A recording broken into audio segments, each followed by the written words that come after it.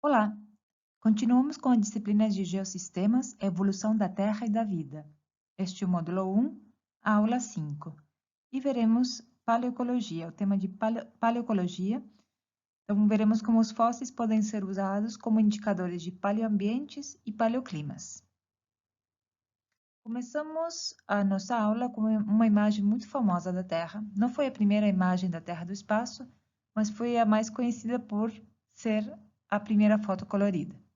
Ela foi tirada há pouco mais de 50 anos pelo astronauta da missão Apollo 8, William Anders, e mostra a visão da Terra nascendo desde uma vista desde a órbita da Lua, com o nascer da Terra.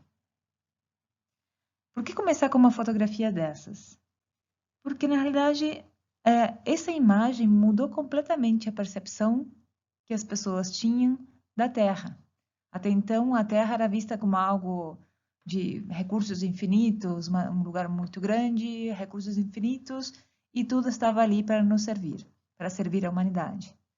Mas a partir do momento em que se viu a Terra como uma bola azul no meio do espaço imenso, infindável, a percepção mudou. Tanto é que essa fotografia é considerada como, em termos de meio ambiente, a fotografia mais influente que já foi tirada até hoje. E é considerada também como uma das 10 fotografias que mudaram o mundo, a nossa visão do mundo.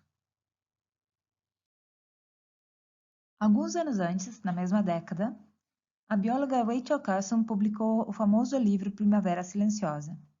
Nesse livro, ela chamava atenção para o uso de pesticidas, o impacto que teria o uso de pesticidas sobre as populações de pássaros, causando um declínio das populações de pássaros, daí o nome Primavera Silenciosa. É um livro que permanece atual até hoje, se a gente pensar até no problema que se tem com o declínio da população de abelhas e os impactos que tem na agricultura também, né, na nossa vida. Mas o livro, mais do que falar especificamente sobre o uso de pesticidas, ele também era um alerta para essa visão que se tinha da terra para nos servir. Então, uma crítica a esse comportamento humano em relação à natureza. Então, um pouco pelo impacto que teve o livro da Rachel Carson e outras publicações dessa época, mas o impacto que teve a imagem da Terra vista do espaço, isso impulsionou uma conscientização crescente em relação à ecologia. Mas, afinal de contas, o que é ecologia? Ecologia é um termo que foi cunhado muito antes de toda essa onda ecológica por Ernst Haeckel, o alemão Ernst Haeckel, e vem do grego oikos, que significa casa, e logos, que é estudo. Então, é a ciência que estuda as interações entre os organismos e seu ambiente.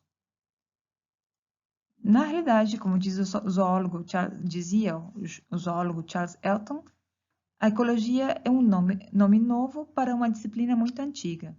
Significa apenas história natural científica.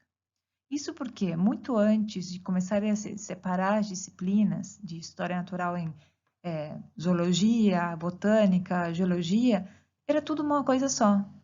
À medida que se foi se detalhando mais, se aprofundando nessas disciplinas, elas foram sendo segmentadas, mas na realidade todas elas fazem parte da história natural, é uma coisa só, e a ecologia é tudo isso junto. Todas as relações entre os organismos e o meio ambiente.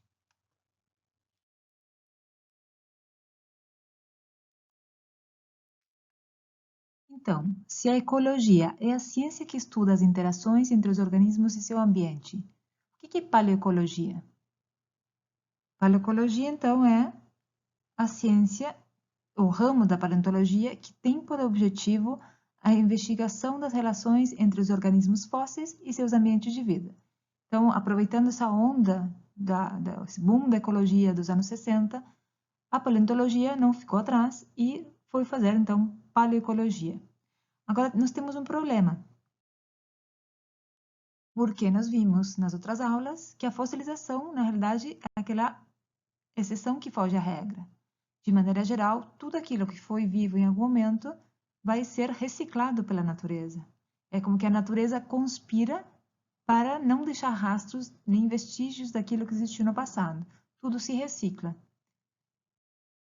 Nós vimos também que nem todos os organismos têm o mesmo potencial para virarem fósseis.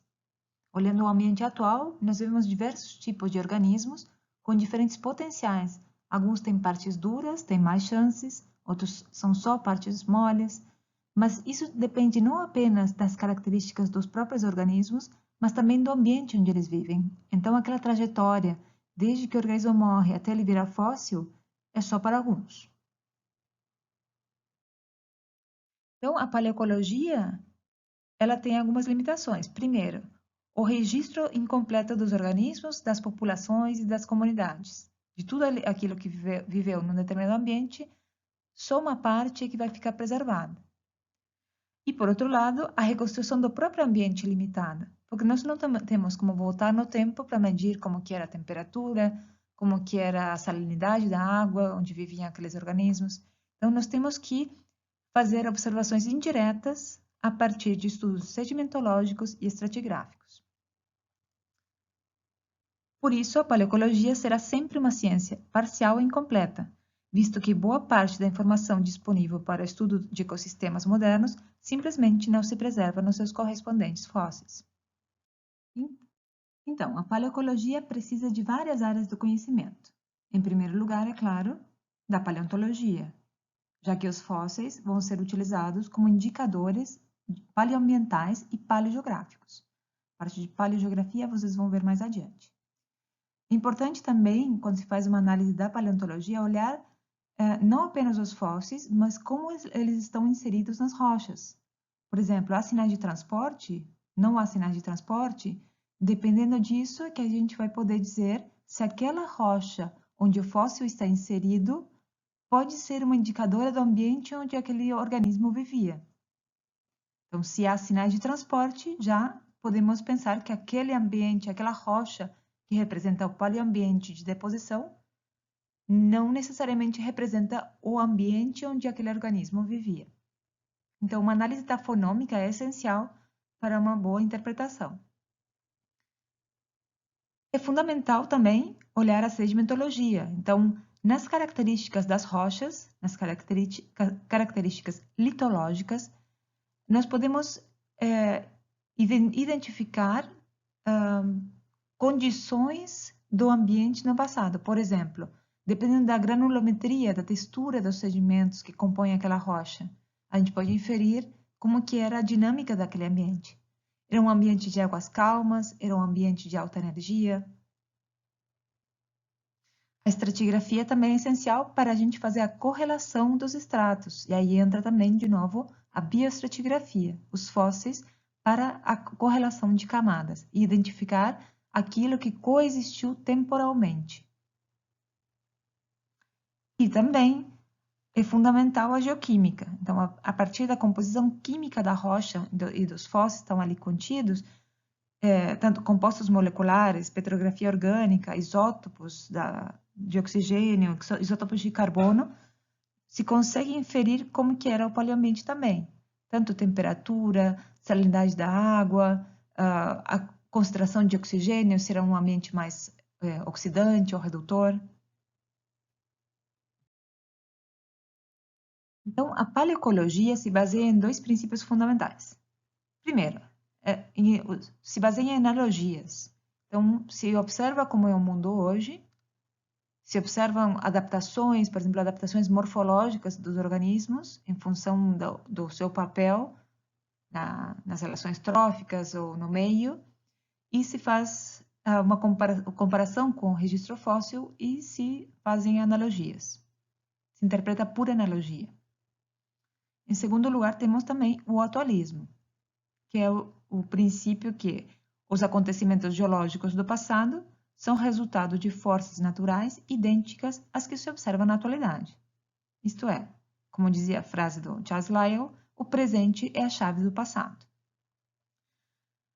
Isso é fácil de entender quando a gente está lidando com rochas, processos sedimentares, intemperismo, erosão, transporte, deposição. Agora, como até que ponto no tempo o atualismo pode ser projetado quando se trata de sistemas biológicos e ecossistemas, quando estamos lidando com seres vivos.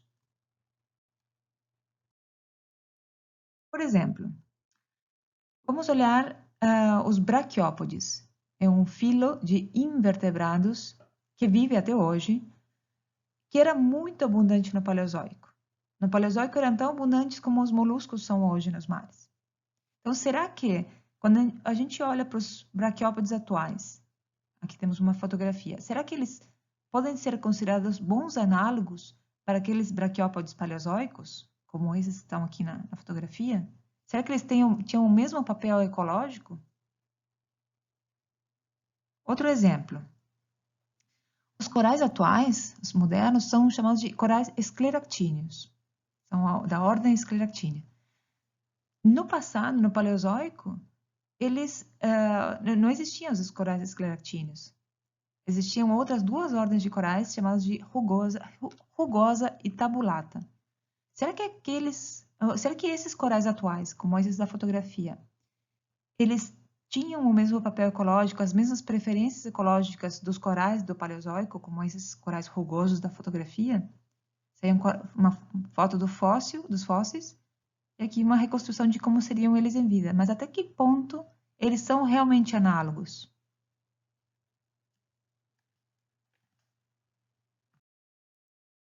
E quando a gente viaja mais no tempo, mais para o tempo profundo, será que existem analogias possíveis para a época em que a concentração de oxigênio atmosférico era mínima ou mesmo inexistente?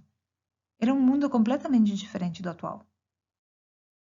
Então, nós não temos como voltar no tempo e reconstruir exatamente como eram os ambientes no passado, mas temos muitos elementos para fazer boas inferências.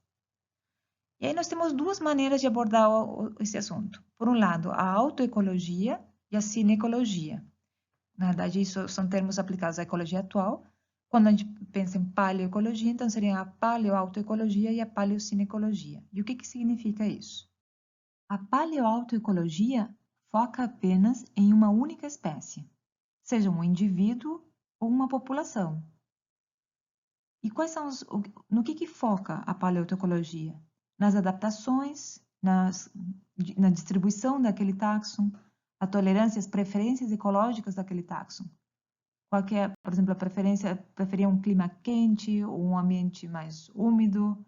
Então, as adaptações daquela espécie ao meio. Por outro lado, na paleocinecologia, nós focamos em níveis acima do nível de população. Então, já passamos para a comunidade e ecossistema. E podemos olhar a diversidade, a estrutura daquela comunidade, as interações bióticas, etc. Nesse caso, utilizamos o princípio do uniformitarismo, mas sempre com parcimônia. Por exemplo, os níveis tróficos que observamos atualmente, eles certamente existiram no passado. Então, o que muda é como se fosse uma peça de teatro, em que o roteiro se mantém. Sempre vai ter produtores primários, vai ter herbívoros, carnívoros, e vai ter decompositores, mas o que mudam são os atores, quem vai cumprir aquela função. Claro que quanto mais longe no tempo a gente for, mais chance de ter coisas diferentes, por exemplo, no pré-cambriano. Mas uma vez que entramos na Fenerozoico, já temos os filos atuais presentes, podemos esperar que esse roteiro se mantenha com atores diferentes variando ao longo do tempo. Então, a abordagem uniformitarista não implica que as condições no passado fossem exatamente como as de hoje. Bom, agora vamos ver alguns exemplos rápidos de paleoautoecologia e de paleocinecologia. Lembrando então que paleoautoecologia é quando focamos numa única espécie.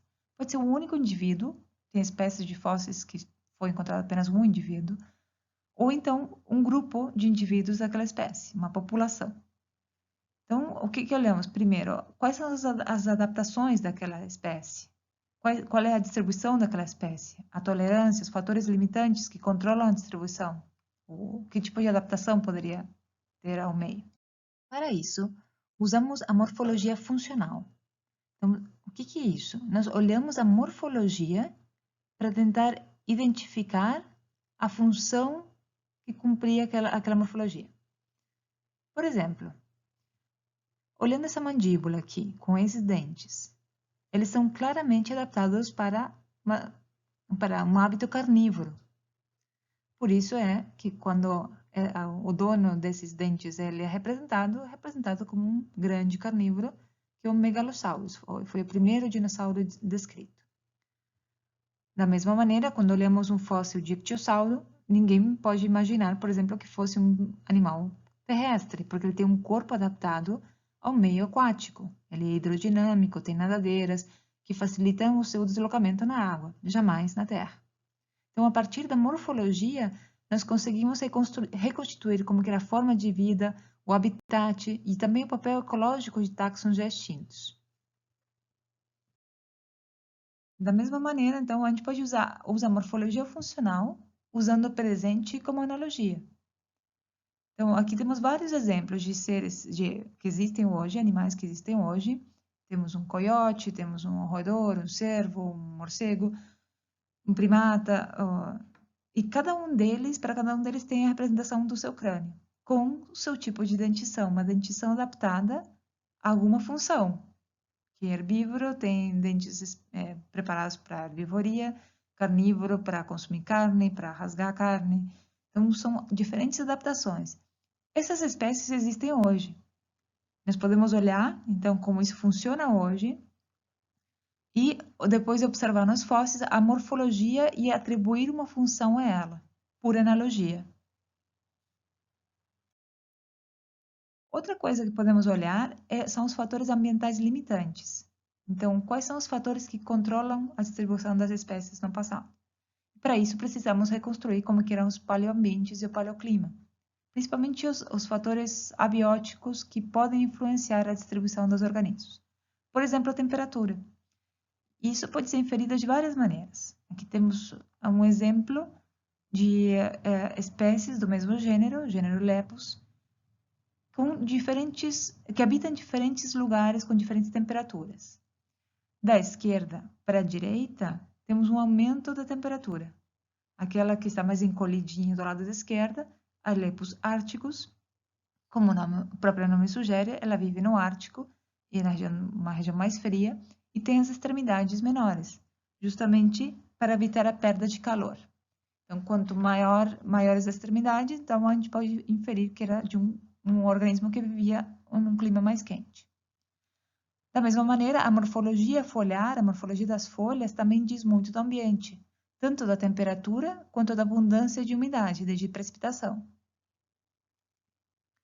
A mesma coisa pode ser inferida a partir de anéis de crescimento de árvores, e também podem ser observar variações sazonais ou interanuais, em função do espaçamento maior ou menor entre os anéis. Outro exemplo aqui também com folhas, temos à esquerda uma imagem de uma folha fóssil com os estômatos, poucos estômatos, e no lado direito, a imagem mais esverdeada, é uma folha atual com muito mais estômatos. A densidade de estômatos tem relação com a concentração de CO2 na atmosfera. Então, a densidade de estômatos pode ser utilizada como um indicador indireto de paleoconcentração de CO2 na atmosfera, que, por ser um gás de efeito estufa, está diretamente relacionado também com a temperatura. Aqui temos um exemplo de interpretação paleoecológica do Mioceno da Europa. Então, temos entre infinidade de tipos de microfósseis que podem se preservar nos sedimentos, temos os grãos de pólen.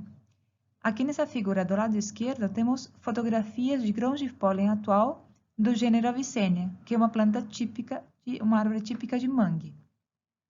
E do lado direito dessa figura dos pólens, temos grãos fósseis de Avicennia do Mioceno, de 16 milhões de anos atrás. E aqui do lado direito temos uma fotografia de um mangue atual de Avicennia.